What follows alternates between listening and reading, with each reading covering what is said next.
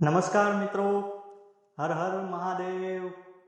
આજે શ્રાવણ મહિનાનો સોમવાર છે અને ઘણા બધા મહાદેવ ભક્તોએ આજે ઉપવાસ કર્યો હશે. ઘણા આખો શ્રાવણ મહિનો બી કરતા હોય છે. તો આજે આપણે પહેલી જે રેસીપી બનાવવાની છે એ ફરાળી છે, સૂકી ભાજી બટેટાની. બરાબર, તમે અવારનવાર બધાએ ખાધી જ હશે, પણ એ જ સૂકી ભાજી કઈ રીતે બને છે અને આપણે એને સિમ્પલ રીતે કઈ રીતે બનાવી શકીએ છીએ એ વિડીયો આપણે આજે બનાવવાનો છે. તો ચલો શરૂ કરતે હે. તો સૂકી ભાજી બનાવવા માટે આપણે પેલા 4 બટેટાને બાફી અને આવા પીસ કરી લીધા છે. એના માટે જે જરૂરી મસાલો છે આપણે મરીને ખાંડી લીધી છે અને એમાં એક લાલ મરચું બી નાનકડું રાખ્યું છે.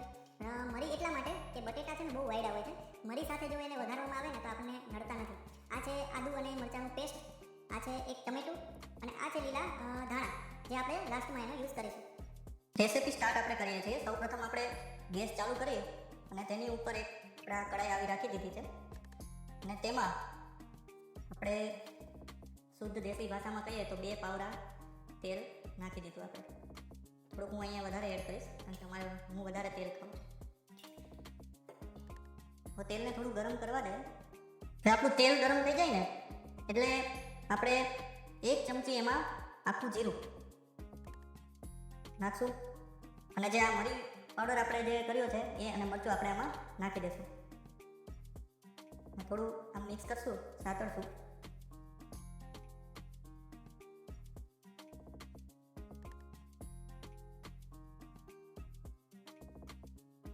વઘાર માટે આપણે આ લીમડો નાખતા છે. જો કેવો તડ તડ અવાજ આવ્યો. લીમડો નાખવાથી તમારો વઘાર છે ને બહુ સારો આવે છે અને આજુબાજુમાં પણ સુગંધ આવે છે કે ભાઈ અહીંયા કંઈ શાક વઘાર્યું છે. હવે આપણે એમાં આદુ મરચાંની જે આપણે પેસ્ટ કરી હતી એ નાખી દઈશું.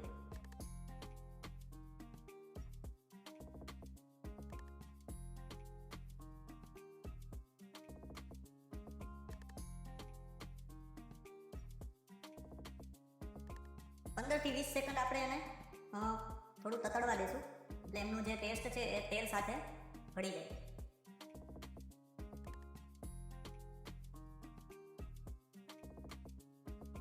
હવે આપણે આની અંદર આપણે જે આની અંદર જે આપણે ટમેટા સુધારેલા હતા એ આપણે નાખી દીધા છે અને ટમેટા નાખો ત્યારે એમાં તમારા સ્વાદ અનુસાર મીઠું પણ એડ કરી દેવાનું છે.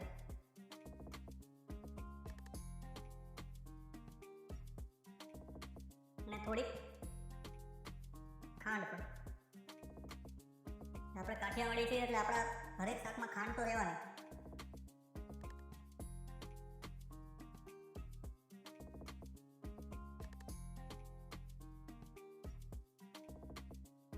હવે આમાં આપણે બાકી રહેતા બીજા મસાલા પણ નાખીશું. અડધી ચમચી જેટલી હળદર, આપણી તાકાત પ્રમાણેનું લાલ મરચું પાવડર અને ધાણા જીરુંનો પાવડર મોટી 1 ચમચી.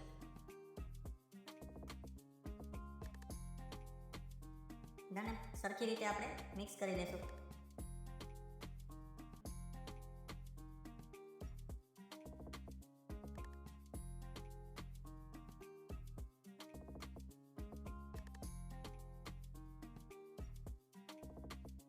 તો આને 1 જ મિનિટ માટે આપણે આવી રીતના રાખશું જેમાંથી મસાલામાંથી સરખી રીતે તેલ છૂટું પડી જશે.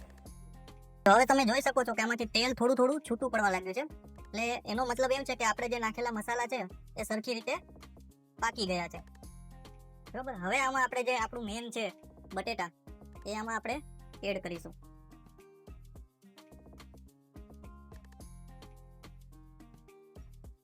અને પછી હળવે હાથે આપણે એને મિક્સ કરીશું કારણ કે હળવે હાથ એટલે કે આપણા બટેટા બફાયેલા છે.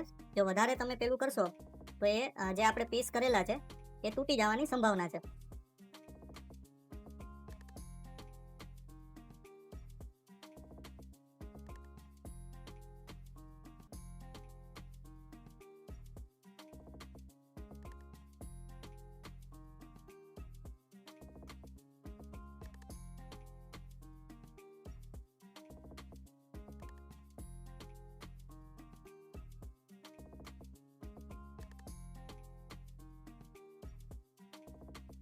આપણા બટેટા મસાલા સાથે એકદમ મિક્સ થઈ ગયા છે, બરાબર. હવે આને આપણે અડધોથી 1 મિનિટ સુધી આમને રાખીશું અને એની ઉપર આપણે આ જે આપણું ઢાંકણ છે એ ઢાંકી દઈશું, એટલે બટેટા વ્યવસ્થિત મસાલા સાથે મિક્સ થઈ જાય અને થોડું કોઈ કાચું વાચું રહ્યું હોય તો એ પાકી જાય.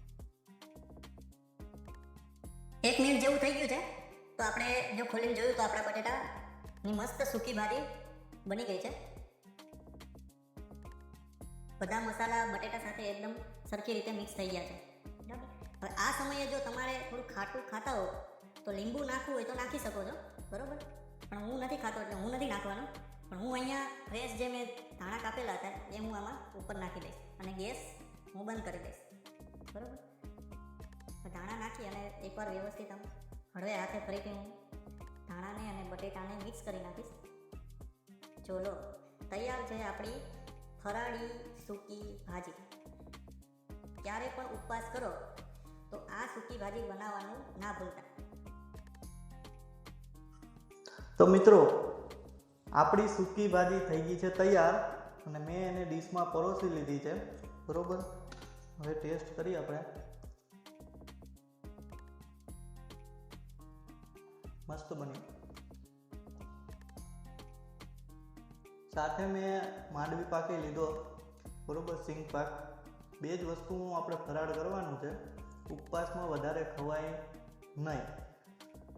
તો તમે પણ આવી સૂકી ભાજી ઘરે બનાવજો અને મને રિવ્યૂ આપજો કે તમારાથી કેવી બની છે, બરોબર. ત્યાં સુધી આપણે બ્રેક લેશું અને મળીએ આપણે નેક્સ્ટ વિડીયોમાં.